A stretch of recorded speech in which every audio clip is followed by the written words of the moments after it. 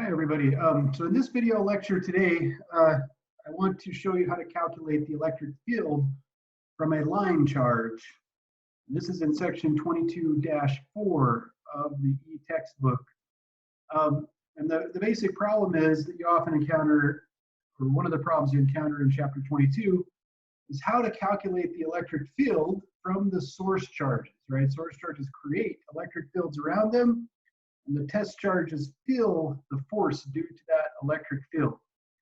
In the first lecture, I showed you about an electric dipole. How do you calculate the electric field from two charges? You add the individual charges of each source charge, the individual field of each source charge. What if you have millions of charges spread out in some object, maybe a metal plate or something like that? What you have to do is add up the individual electric fields of all of those charges. Millions of electric fields, millions of vectors to add. Sometimes the symmetry of the problem helps. And so what I want to do today is show you how to calculate the electric field of a line charge. And this corresponds to one of the problems, as I'll talk about in the assignment for this week from chapter 22. So let's go ahead and share my notepad here. First thing I want to talk about is when you do have millions of charges, you can often consider it to be a continuous charge distribution. And what I mean by that is that we're assuming or imagining that the charges are spread throughout the object. So for example, if you have a line charge or a line of charge, and I might put positive charges on there, and I'm going to assume that it's just spread throughout. Now, in fact, there are millions of individual charges on there, probably millions of protons or electrons, but for calculational purposes, I mean, they're so tiny and so close together, we can just imagine they're continuous. And so the question is, how do I calculate the electric field from this charge, these source charges, which are stuck on this line, at different points near the line? And that's what I'm going to do on the next page here. But one of the main things that we end up doing is we consider what is called a charge density. In this case, for a line, we're going to look at what's called a linear charge density.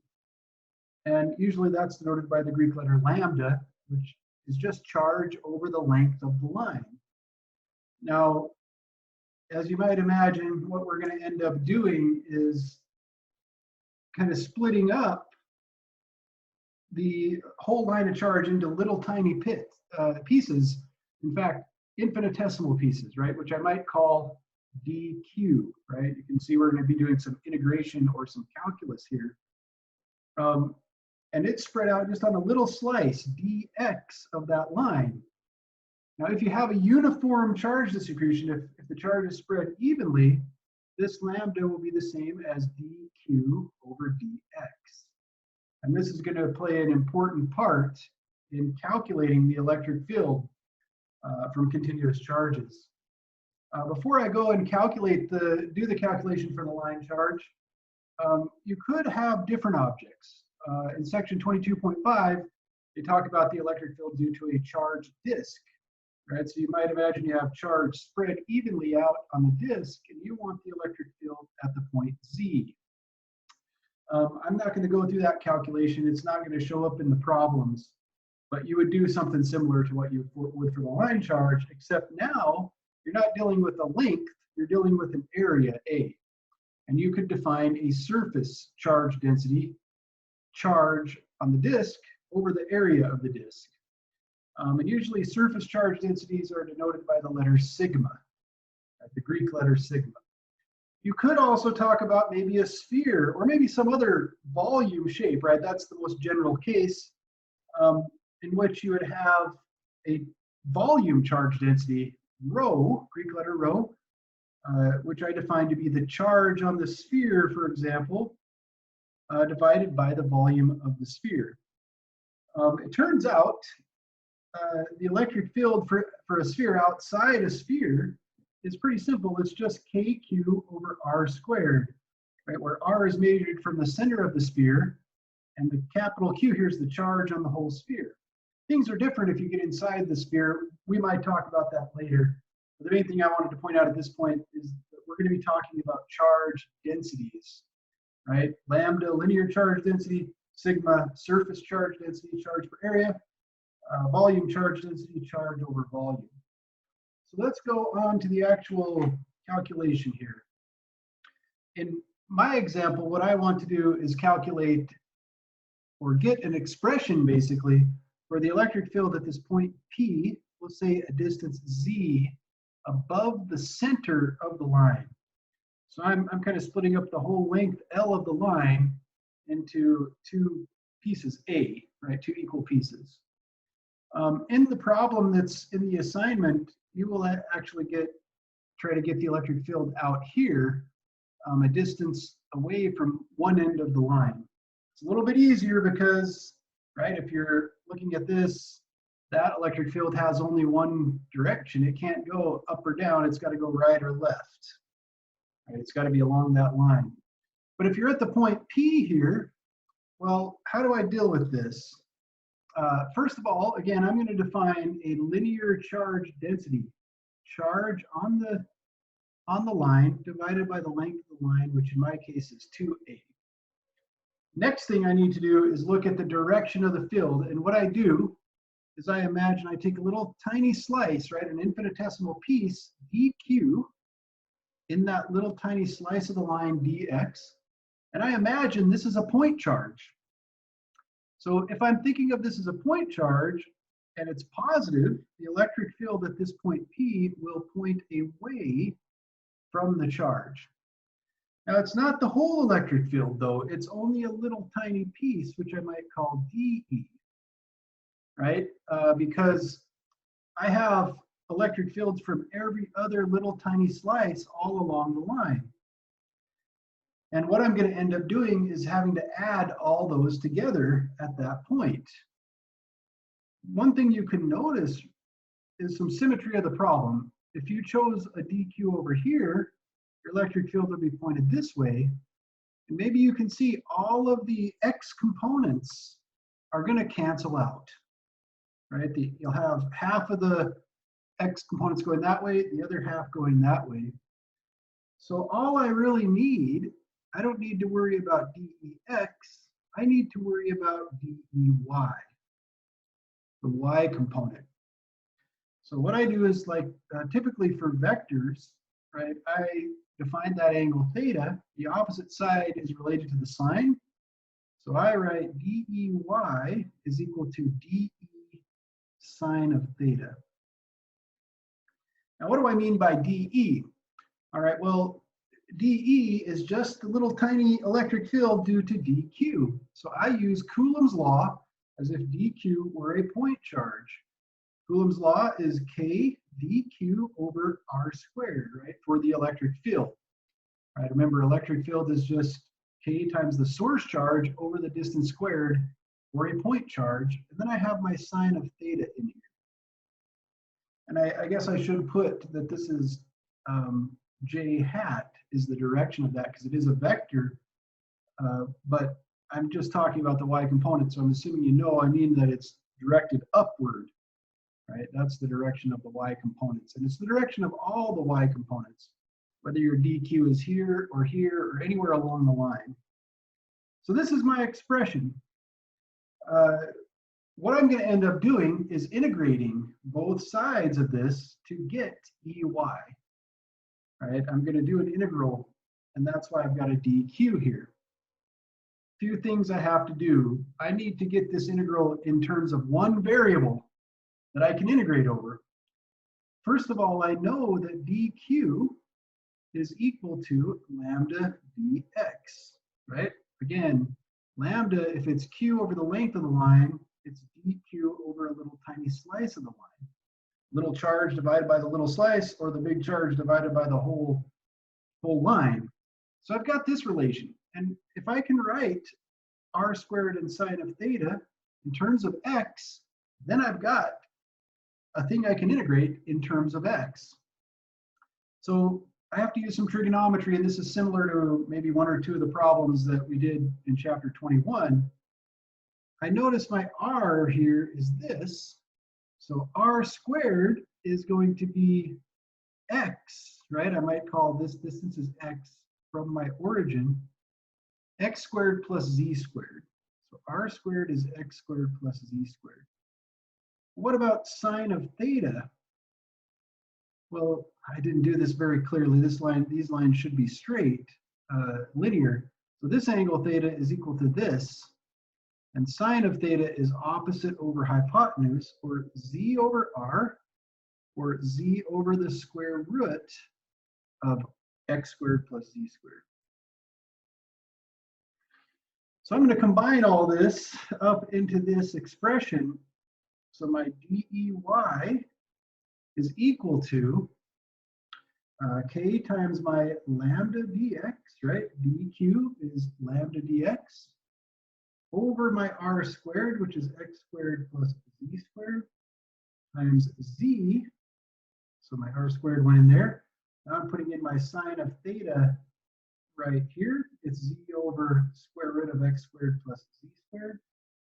Now maybe you remember from, I think, problem 5 of chapter 21, I could write this square root as x squared plus z squared to the 1/2 and combine everything, and I get k lambda z dx over square root of x squared plus z squared to the 3/2, right? I combine these two, 1 plus 1/2 exponent. So at this point, I'm now going to integrate both sides. Do an integral on both sides. I'm basically adding up. I'm doing a sum, right? That's what an integral is, of all of the little infinitesimal electric fields that I have here. So when I do this, I get the total Ey from this integral. And I have to do this one over here. Now, k, lambda, and z are all constants with respect to x, right? So I can pull those out. And then I just have the integral of dx over x squared plus z squared to the 3/2. My limits I have to put in here. I'm going to go from one end of the line to the other, so that would be negative a to positive. Okay, so I get an integral that I have to do. I'm not going to really expect you, except maybe your simple integrals, to know how to do this integral. In fact, I don't remember myself. I'd have to think about it. But you could look this up in a table. You could put it in Wolfram alpha. What you will end up getting for this is this expression, k lambda z. And then I think it turns out to be x over, let's see, z squared times x squared plus z squared to the 1/2. So you get rid of that 3/2 and it turns into a square root. And I'm going to plug in the limits negative a to a. Okay. So at this point, it's just math. It's doing the integral. The main thing that I want you to get is how to set this up to get this integral, basically. If you had trouble with the integral or performing the integration, let me know. I could help you with that, or you could look it up. But let's write out our final expression here. I'm just going to plug in these limits without going through the steps here. What I end up getting is, let's see, I get Ey equals 2k lambda a. Right, I get the a up here because of the 2a, because I've got plugging in both limits a and negative a, over z times a squared, I think it's actually, a squared plus z squared to the 1/2. So basically I just plug in those limits. One last thing that you can do is realize that lambda is q over 2a. So I could plug this expression for the linear charge density in for lambda down here, right, and get the total charge q, but the 2a would cancel, and I'm going to get k q over z times a squared plus z squared to the 1/2. One thing I may want to check is that I have the right units. An electric field should be like a kq over a distance squared. Well, I've got a z and a square root of an a squared plus z squared, so that is the right units. So you might get a similar expression for the problem that you have to do, although the integral will be different when you want to get the electric field a distance away from one end of the line. Now, the other thing is that I could do some limiting here and see, sorry, well, we'll just go back to my notepad. I can do some limiting here, and let's see if this makes sense by looking at the case. What if you're really far away from the charge? What if z becomes really, really big, right? You're out here very far away.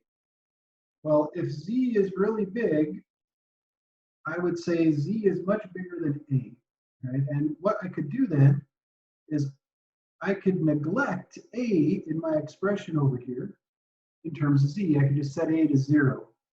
Well, I'm going to get a z times the square root of z squared. I will have kq over z squared, which is really just the electric field due to a point charge. And that makes sense because as I get really, really far away, it's like this thing looks really, really tiny, right? The line shrinks. It becomes smaller and smaller to me as I get really far away. Another interesting case that you could do, what if a was much bigger than z?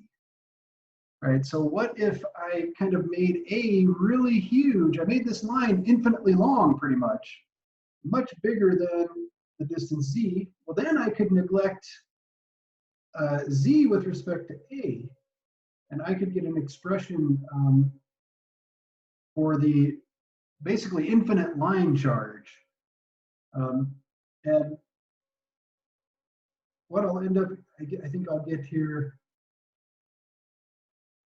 looks like 2kq over z, but you can do those kind of limits to kind of check your answers. The main thing that I wanted to get is that you can set up this integral. So follow these steps for the problem where you have to get the electric field from one end of the charge. If you do have problems, let me know. But you're doing basically similar stuff. Now the vectors will be pointed in a different direction over here than they are here. And you could do a similar thing anywhere around the charge, right? If you're over here, you will have an x and a y component. The x components won't cancel.